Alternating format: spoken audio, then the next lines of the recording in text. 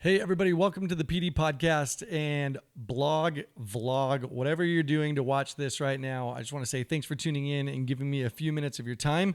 I wanted to talk specifically in this episode about post-Easter rest and also the new at-home format schedule change / new norm, whatever you want to call it. Certainly, I think all of us would agree that as ministry leaders, as people who are in the church or leading the church, your schedule is not the same anymore. And instead of doing that difficult work to try to make things seem as they were, I want to give you a word of encouragement and something that at least I felt like I have succeeded in this last week, which would have been week 5 of the lockdown, which was totally release the expectations that I'm going to have a normal schedule. Now, this is what I mean by that. And if you're taking notes or you want to share this with your team, I think that it's very important if all of your regular rhythms as far as running a ministry have now shifted, there should be absolutely no reason why you should expect your time off. My signal is getting interrupted. I wonder what that's about. Hold on. Tightening the wires. Everything seems good. That's the way the technical difficulties work. Listen, if your schedule has changed by way of what you do for church, then I think that you need to release the pressure from trying to keep a normal schedule when it comes to your regular work schedule. So this is what it looks like in my own life. We have 2 kids, one age 8 and one age 3 at home. And with a 3-year-old and an 8-year-old, both now doing some version of home school and home education. My wife works from home nearly full time. I obviously pastor Torrey Pines Church. There's just no way that I'm going to be able to do what I need to do in a regular work schedule. Hence, I am recording this conversation at 8:30 p.m. in my office with not another soul at the church, because this is the appropriate and reasonable time for me to be able to get away, get some thoughts together, and actually do something productive. If I try to do it in the normal time slots that I was doing it before we went all on, lockdown / shelter in place, respecting that order, there's just going to be no way I think that you're going to be accomplishing what you desire to accomplish by trying to hold on to the old ways that you were running and maintaining your schedule. So my advice is really simple. Find out what works first at home. Okay. When it comes to ministry, you need to figure out first what works at home, because if your home is not in order, your ministry is not going to be in order. And let me tell you first and foremost, by firsthand experience, when I come to the table with my wife who is trying to manage house and home, and I say, listen, I need to go because if I don't preach a Sunday sermon, if I don't get this thing recorded, then we don't have a job. That's not helping my home require and maintain the kind of peace that I'm responsible for maintaining. So I would tell you, when you are trying to figure out what your work rhythm is, you need to first map out the things that matter most at home. So what are your kids' schedules look like? If you don't have kids, what does your spouse's schedule look like? And the best way to figure that out is not to assume what that schedule is, but to ask. One of the regular things that Fallon and I have been doing every single morning, we get up, we make our coffee, we get our kids in a place where they can kind of self-manage, and then we ask one another, what does your day look like? What does my day look like? How can I help you accomplish the things that you need in your day? And here are some of the things that you can help me to accomplish in my day that I need to get done. Because listen, we're all still writing. We're all still making our way towards Sunday, right? We've shifted everything online, but I still need to be ready with a sermon. I still need to have a staff meeting.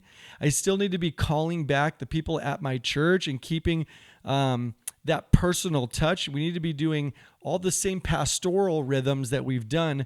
We just have to find new places and times to do it. If you think that nobody else is going to be shifting and you're going to be inconveniencing everybody, you got to get over yourself because everybody has shifted. Okay. It's not a good enough excuse for you to tell your spouse or your wife, listen, I got to go because this is when everybody's meeting. Everybody has changed their schedule.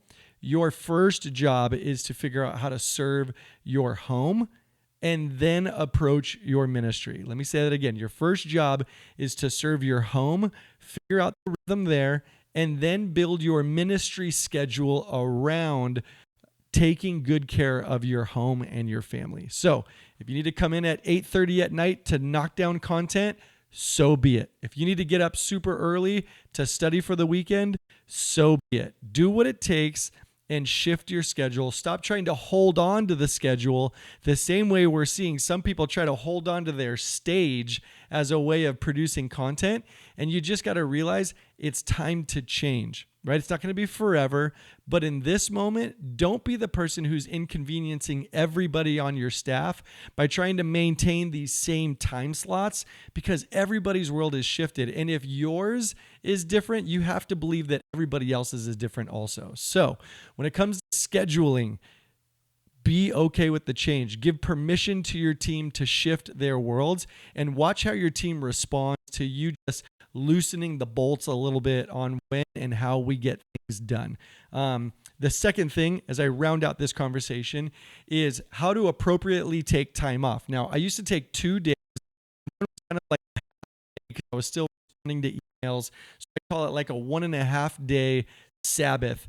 And right now, because of all the new shifts, I'm in a network with 9 other churches, and we're trying to stay in front of as much information as possible, both culturally, nationally, the news, but also within our church network. So what used to be 2 days to kind of work with my family, to do grocery shopping and home, like honeydews and fixing and just being present and resting, I'm finding that I have to find and make that time in other time slots during the week. They aren't full days, they are fractured moments, but I am working diligently on making sure that I'm taking time to just rest. Rick says this really great thing, and I think that there's a version that applies in this new normal while we're all sheltering in place and not meeting in our physical churches. He used to say, divert daily, right? What are these things that we can margin on the daily that you don't have to address, that you can push till later? I'm sure you've gone through that list if you just kind of reprioritize what your ministry schedule and priorities look like. So divert daily. Withdraw weekly. This is so valuable right now, especially when all of us are working way overtime trying to find a new rhythm. You've got to find time to withdraw weekly to pour into your own soul. Do something that makes you feel great. I've been learning how to trade stock options in my free time because it's just something different for my mind to engage in, right? I've been listening to worship music with headphones on in my backyard, not in the home, not doing dishes, not cleaning something, not fixing something, just being quiet to be with the Lord. Then he used to say, outside of divert daily, withdraw weekly, he'd say abandon annually. And while we're not necessarily in an annual rhythm yet for being this new rhythm, I do think there are things right now that you really need to consider abandoning. What was super important in your world that right now can get pushed to next month's calendar or next year's calendar? You know what I'm doing right now? I'm rewriting my entire annual ministry plan. I'm scrapping it, and we are writing a 12-week ministry plan so that we can readjust all of our sales to deal with the current seas.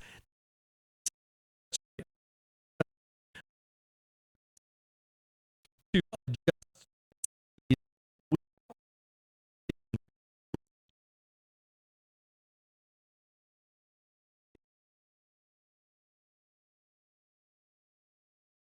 as much of the things that should be done, and 2, becoming extremely unrelevant.